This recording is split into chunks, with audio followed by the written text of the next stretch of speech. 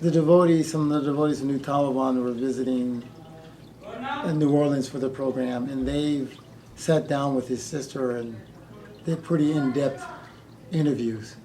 So if somebody can find them, you can. I'm not sure if it's just video or audio, but they've recorded these things. You can hear some more details about Maharaj's past and things like that. So, but to me, it was just, generally somebody who was that wealthy, you would think they would, you'd be telling everybody about it, isn't it? I would, at least. A lot of false ego, I guess. But showing his nature, how humble he is. Another thing came out, the Chutananda. I don't know if anybody probably haven't heard of him. He's one of the first disciples of Srila Prabhupada. He is the first devotee to stay in India for 4 years before anyone really came. He is the person who compiled the Vaishnava songbook. He also tells a pretty unique pastime about Maharaj. I can't remember the incident that occurred, but something happened in Mayapur where him, Bhavananda, and Jayapataka were there. And in this letter in which Prabhupada wrote, Prabhupada was not in India, he said to them, Jayapataka Maharaj is an eternal associate of Lord Chaitanya. And Chutananda was saying how, it's not something sentimental, like Prabhupada was just saying that just to make us cooperate or something. And he said he never said that about anyone else. And I heard Bhavananda discussing this with someone else in Mayapur also. So I've heard two accounts, independent of each other. So in my mind, of course you may say that's important, not important, but just to show, position of some of these devotees who are in this movement. So therefore, like myself, I'm always trying to, take shelter and render some service to him. I could sell back to Godhead magazines, those kind of things. I wasn't very good at much else, managing or anything, I guess. But at least, try to assist those devotees. And this way we can please Guru and please Krishna also. So, as a matter of fact, back in 1994, I wasn't really visiting the temples anymore. That's a whole other story. Probably hadn't visited a temple in about 11 years, from 83 to 84. And just to show you Maharaj's kind of person he is, he came to my house in Atlanta to visit me. I don't know him. He doesn't know me really, because he'd been in India. I was a devotee in America. It's not like nowadays you have the internet and everybody knows everybody. There was no internet. Telephone calls were difficult. Matter of fact, the way we would find out when the Ekadasis were coming, you would call, say, for instance, Los Angeles. You make a collect call. You say, I want to speak to Mr. Ekadasi. And the operator would call, we have a collect call from Mr. Ekadasi. And then it would respond, well, Mr. Ekadasi won't be here till February 23rd. Okay, I'll call back then. And that's how you knew when Ekadasi would be. And you didn't have to pay $2 for a long distance phone call. So we always had these little tricks for getting information. We're calling for Mr. Prabhupada. Oh, Mr. Prabhupada won't be here until, then you know he's coming. So, anyway. But, I never forget, it was, because I felt embarrassed about some things that I didn't want to visit him. He came to my house with a whole bunch of devotees. This is the kind of person he is. And he sits and visits, and he's, oh, Sikhi Mahiti, nice to see you. Why don't you come take prasad with me sometime? And just, he goes out and he's just such an open, loving devotee. So it really softened my heart, and I'm indebted to him for infusing me to continue to serve.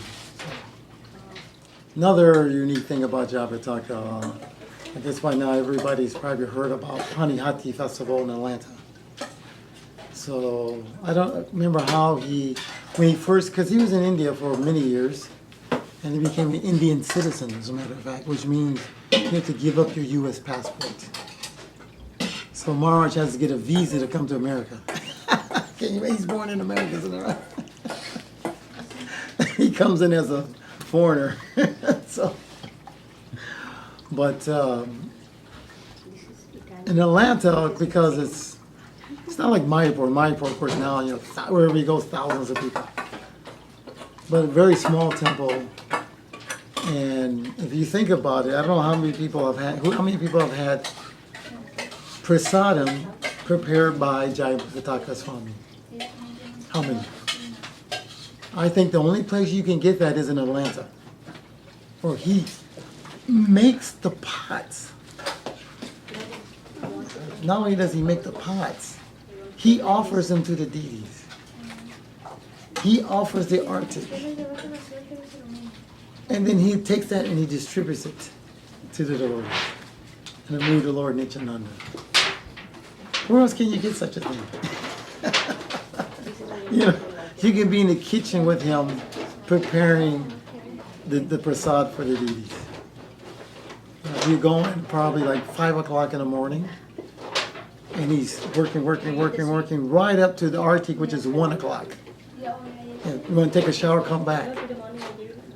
Offers that artik, goes in the kirtan a little bit, dancing, and then we have an auction because that's how we raise some funds. Auction some of the pots, and then go outside and distribute it because that's the mood of the Panyati. That's where you distribute that prasad to everyone.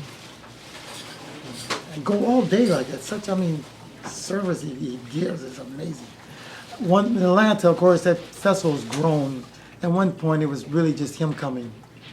And I remember once, I can't remember what year it was, it had to be maybe 2003 or something like that, 10 years ago. He comes in, of course his journeys as we're going from there, he goes South America, all kind of places. I believe he's coming from South America and he lands in Atlanta. And immediately, he's busy. So he finally, long day greeting devotees. He goes to his room. I think he only had one servant in those days. He didn't really need a servant. So I give the servant a break, and I'm not his disciple, but I like to serve Maharaj. So I take a break. I say, I'll take care of him. So he lays down to take a rest, and I say, I'll get him up, and I'll bring him down for the Rath Yatra, where we do the arti, the adivas, more or less, breaking the coconut and everything. So I go up to the room to get him, and he's laying on his back. And you can look, he's dead asleep. You know anybody dead asleep? He's not asleep, he's out. I've never seen anybody sleeping so hard. So I come, I go, wow, I don't want, it's probably 20 minutes before the Rath Yatra is supposed to begin. I'm like, what am I going to do? So I think, that's okay, I got to wake him up. So I go to his feet, lotus feet, and I'm kind of massaging a little bit. No reaction, he's still. So it's okay, I got to give a little more. So I give a little shake on him. And his eyes just go like this. And he's not moving. And I look at him. He doesn't say anything. I say, Maharaj, I'm sorry, but it's time for Rath Yatra. He says, I'm sick. Sick? How can he be sick? He's just been running around doing this thing. I couldn't believe he's sick. I touch his forehead. He's burning up with fever. I was shocked. I thought he didn't look like that before. Oh man, what I'm going to do? I don't know, man.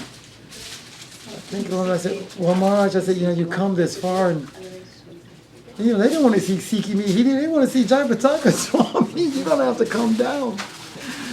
And I said, I'll tell you what we'll do. I'll bring my van, and you can ride in the van a little bit, and you can walk a little bit. And he's laying there. He's not saying anything. He's just, Jai Maharaj Haribo.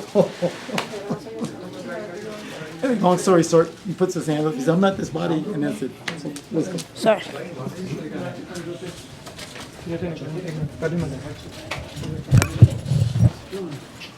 Let's put normal shoes, white shoes.